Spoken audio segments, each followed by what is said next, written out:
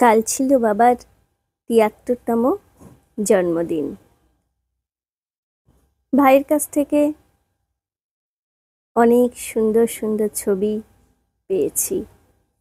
বাবার মিষ্টি খাওয়ার ছবি, বাবার লুচি খাওয়ার ছবি, আর মায়ের সাথে হাত ধরে বসে থাকার ছবি।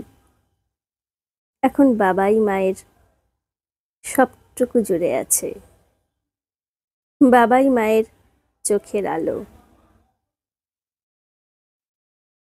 কাল ছিল এবছরের বিজয়া দশমী, মায়ের কৈলাসে ফিরে যাওয়ার অন্যতম দিনটি, যে দিনটা ঘিরে থাকে দুঃখ, আমাদের বাঙালির আবেগ, আর একটি বছরের প্রতীক্ষা। আরও একটি বছর, যে 4টি দিনের জন্য আমরা প্রতীক্ষা করি, 360টি দিন।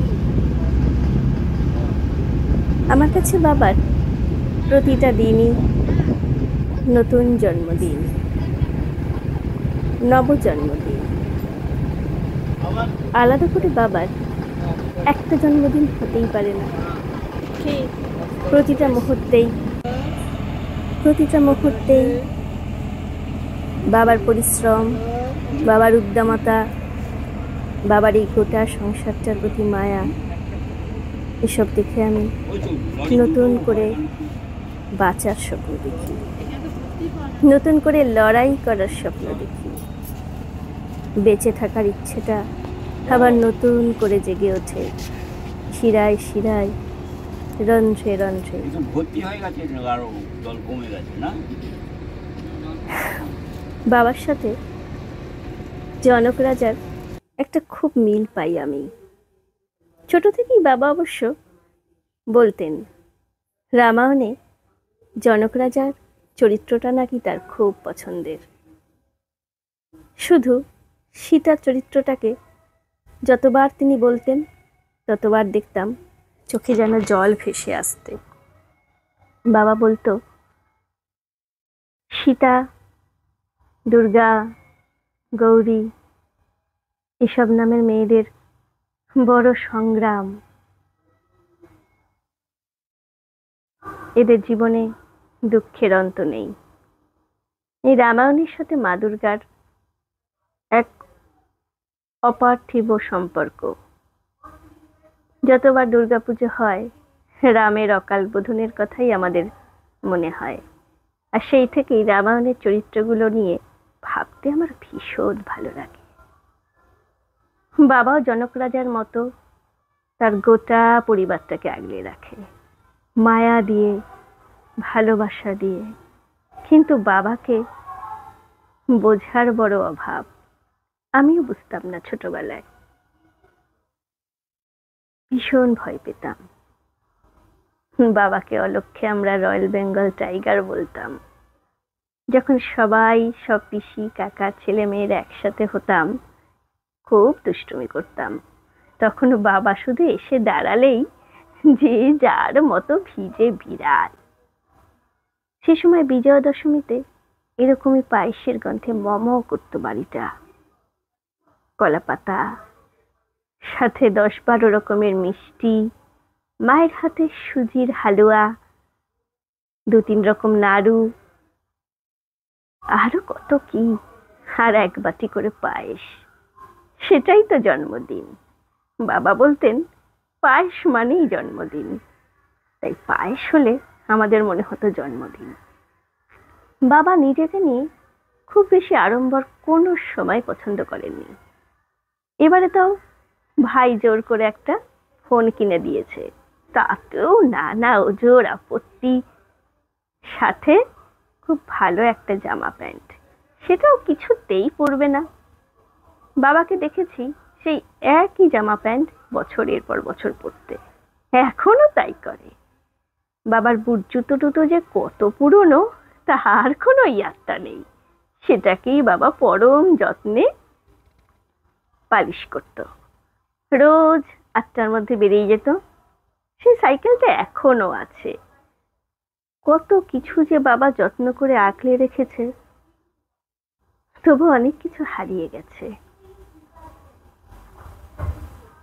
বাবা জনক রাজা, আর আমি হলাম রামায়ণে রামের 4 ভাই আর সেই উপেক্ষিতা শান্তা।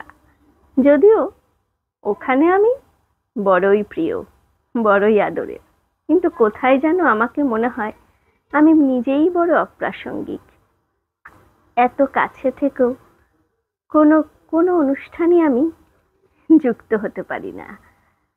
না বাবার জন্মদিন, না মায়ের বিবাহবার্ষিকী, না কোনো আনন্দের মুহূর্ত। শুধু দূর থেকে ওই ছবিগুলো আমি দেখি, সবার অলক্ষ্যে ছুঁয়ে দেখি মোবাইলের ক্যামেরার গোপন বন্দি।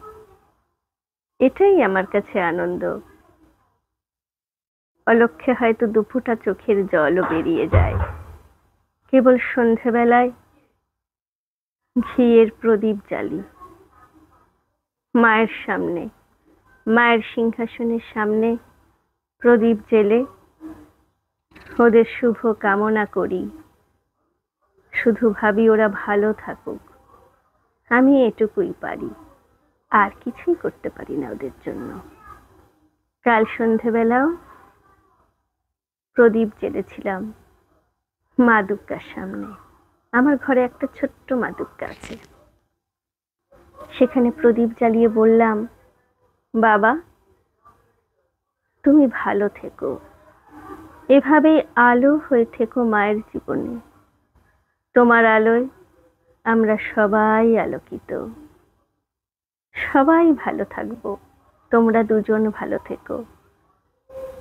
পুজোয় কোথাও বাবা বেরোয় না, শুধু মায়ের কাছে বসে থাকে। আর এবছর বাবা মা ওদেরকে নিয়ে ঠাকুর ঘরে বসে মায়ের ফটোর সামনে অঞ্জলি দিয়েছি।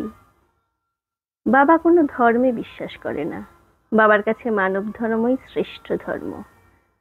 তবু মায়ের কাছে বাবাকে হাত জোর করে যখন প্রণাম করতে দেখলাম, আমার সাথে মন্ত্র উচ্চারণ করছিল, এক অদ্ভুত আনন্দ হচ্ছিল।